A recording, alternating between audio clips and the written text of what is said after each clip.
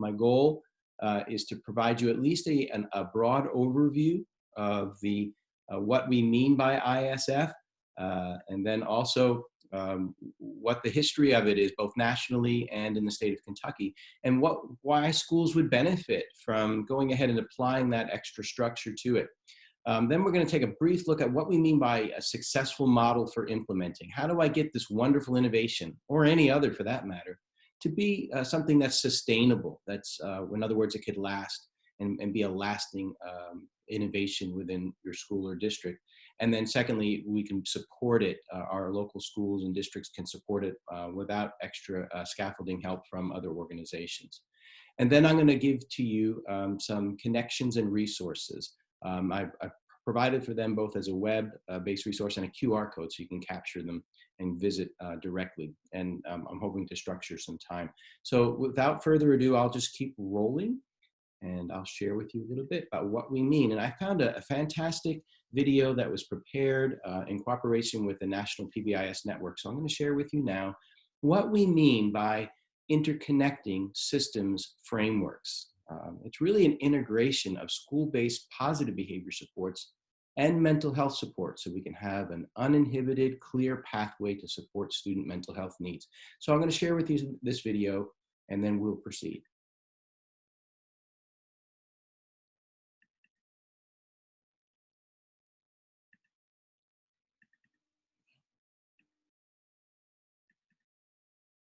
I say I'm going to share the video. There we go. It has never been more clear that we need a new response to meet the mental health needs of our youth. The social, emotional, behavioral needs of students has never been more prevalent in our country, and the need continues to grow. Suicide has gone from the fourth leading cause of death to the second leading cause of death among youth and young adults. 1 in 6 youth experience a mental health disorder, and only about 50% of those youth receive treatment. Lack of student access to treatment leaves schools as informal mental health providers, which is okay because school mental health research says youth are more likely to complete treatment when offered in school settings. The increasing need of our youth and communities makes it time to break down silos of service delivery and focus on a whole population response.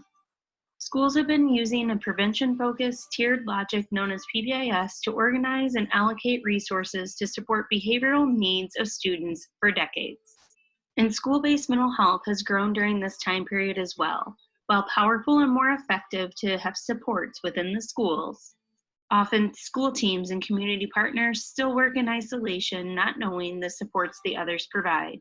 The interconnected systems framework draws on the strengths of both systems to create one single system of delivery, while also focusing on increasing the confidence and competence of all school staff to rigorously and continuously support the mental health of all youth.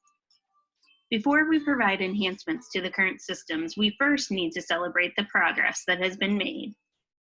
Through the advancements of both school mental health and PBIS, we are at a tipping point where mental health and wellness for all students, staff, families, and communities is a top priority.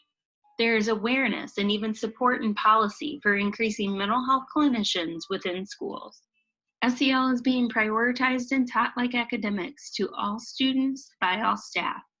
There is increasing awareness of childhood trauma and understanding of the impact on learning.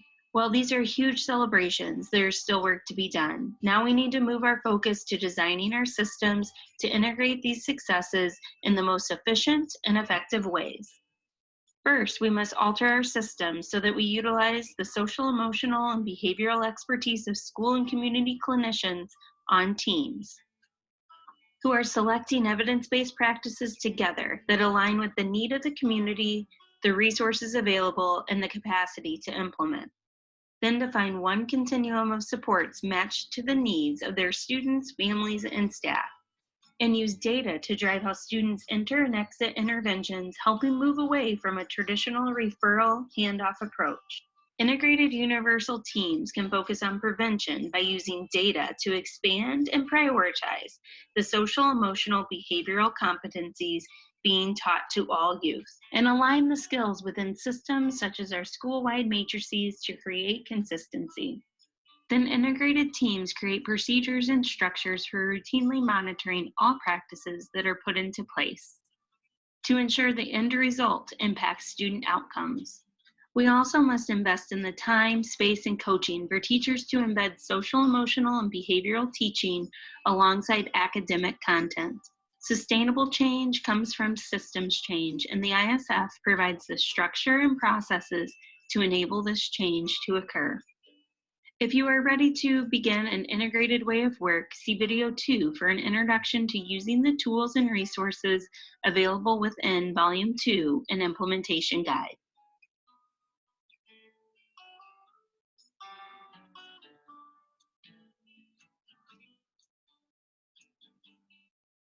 Okay, you can see that that video was generated by our national PBIS network, largely by work done with an affiliate organization with the state of Kentucky, and that's the Midwest PBIS network. Some of you are familiar with some of the key players there, Lucille Eber and Kelly Perales.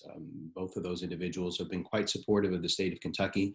In fact, Kentucky has been innovative, and I'm going to share with you in just a few minutes how that innovation has taken place through the years in supporting the mental health needs of our students and making sure that our structures and our frameworks don't impede, but rather support and accelerate the early identification of students with mental health needs and connecting them with resources at all tiers. So we're going to break down what that looks like then. So what do I mean by ISF? Interconnected Systems Framework is really, again, a structure and a process that helps two community-based agencies, if you look at a public school and any mental health system as public agencies, to interact in the most effective and efficient way. I spent years in my professional career working as both a clinical psychologist and then as a school psychologist, and I bore firsthand the differences in those models and how oftentimes either systemic structures, procedures, and policies, assumptions and paradigms, or lack of common training and conversation and vocabulary impeded effective coordinated care for children, particularly children who are involved in the school setting. So what ISF, or Interconnecting System Frameworks, is designed to do is to provide a structure and a process that helps both systems interact in an effective and efficient manner. In addition, we want to make sure that key stakeholders in education and in the mental health community systems have a voice and a choice in developing what this structure looks like. And the ISF leadership team are individuals who actually have the authority to look at and reallocate resources, be able to look at staffing, to be able to coordinate and calibrate what staffing looks like and policies to support that. So we've seen a big push in both school structures with the development of PBIS, RTI, school-based mental health. All those structures have been ongoing for the past 20 some odd years. Even trauma-informed care practices have taken off in our state, in great part to efforts made through the Kentucky Department of Education's AWARE grant, partnerships with the Center for Trauma and Children out of the University of Kentucky, our own KY Avery here in Louisville, Kentucky, and so on. These are great initiatives. The Kentucky PBIS networks, our state affiliates and stuff, have been very helpful. In addition, our Department of Behavioral Health has been very helpful in developing pathways of care, integrating behavioral health and adopting evidence-based practices in their clinic settings. But oftentimes we find that these pathways don't work together. And so what ISF, or Interconnected Systems Frameworks, attempts to do is to bridge that, is to find that connection so that when, say, a community mental health practitioner works within a school framework, that the school frameworks, policies, and procedures do not inhibit the capacity for that clinician to support the mental health needs of students, and in turn, that the community mental health policies, practices, and frameworks don't inhibit the school's ability to support student needs. So the idea is that we can work together collaboratively. Now, this has been an ongoing work for quite some time. You can look here at this timetable, both nationally, and then I try to land it for you in the state of Kentucky. As I said, Kentucky has been innovative, partnering with the Midwest PBIS network, and there are demonstration sites throughout our state. that, and I reference them here for you. And you can take a look at the timeline. And we are in the second cycle now of a Kentucky Department of Education Aware grant that's really trying to refine the impact, to focus. How do we prioritize student mental health needs? I don't need to point out very much how student mental health, child or youth mental health needs have become a prioritized focus. This is great. And as the video mentioned, we're at a critical mass. And so what we do with those dollars, the attention and the prioritization, the value that our multiple community stakeholders have placed in the welfare, the mental and emotional welfare of our children and our students is critical. So ISF is that framework that will help support a wonderful innovation becoming a new norm. So where Kentucky has come, here are some initiatives that are aligned to the interconnected systems frameworks. I mentioned several times Project Aware. This is a grant made possible through the federal government, as well as a school climate transformation grant. Both of those are managed through the Kentucky Department of Education. Christina Weeder has done a wonderful job, and her staff, Catherine Tillett, I get to work with more closely with the Department of Ed as they partner with the special education cooperatives and KY Avery to promote these frameworks across the state. We're also looking at demonstrating or developing demonstration districts.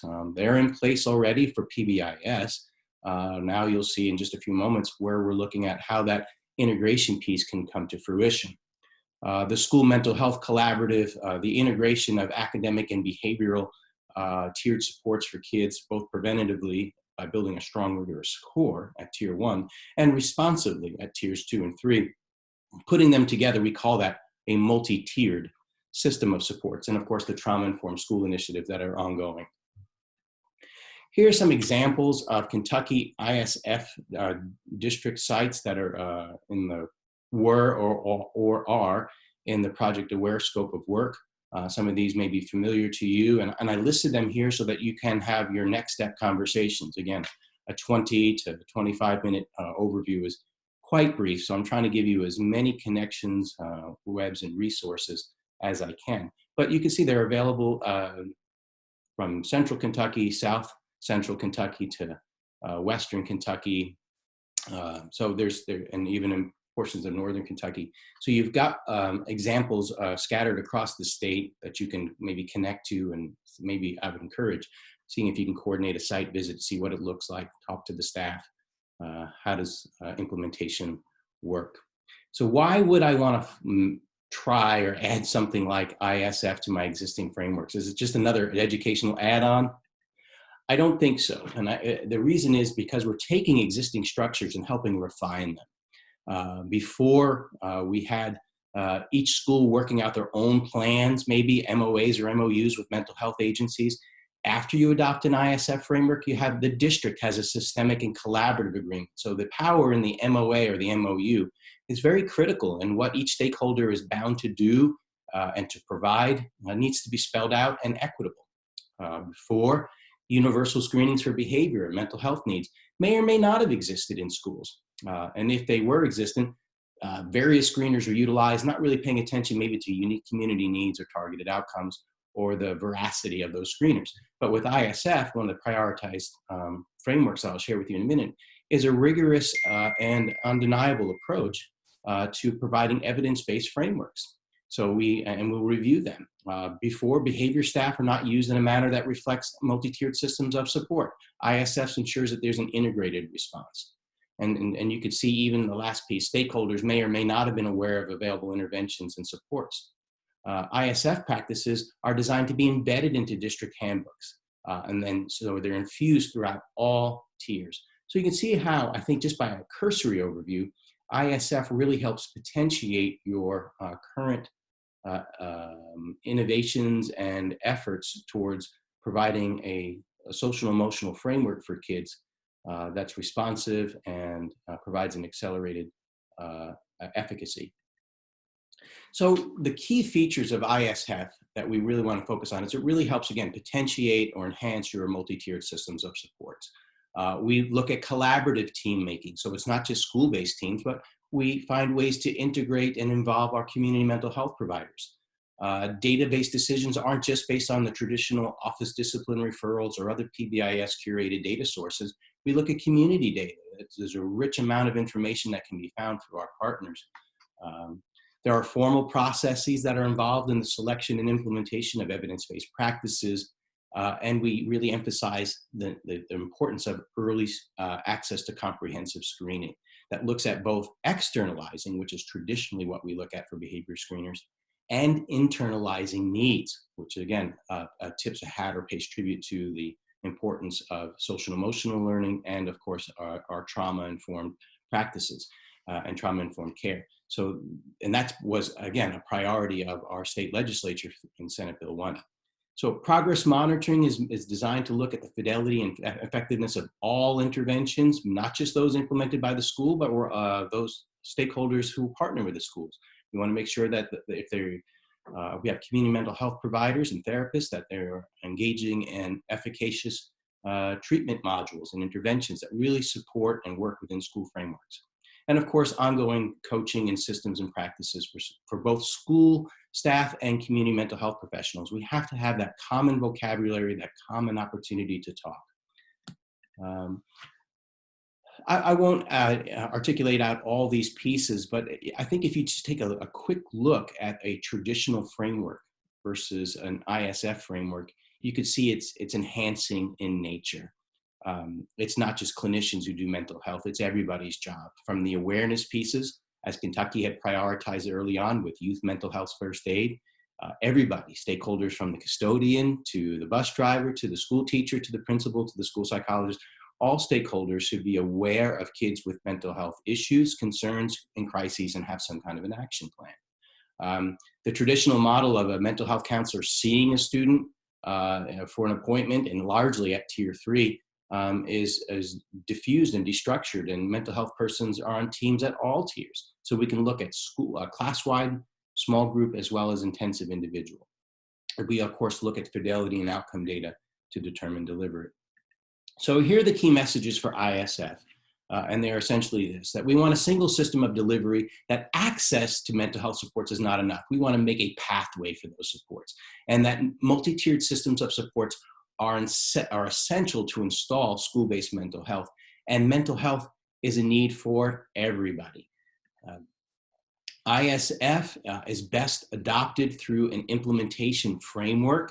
I'm going to run out of time here quickly, but you can see we have structures and for supporting your exploration, implementation, installation of these of ISF.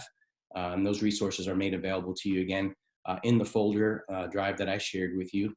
Here's a quick example of one school's ability to incorporate mental health into their PBIS school-wide framework.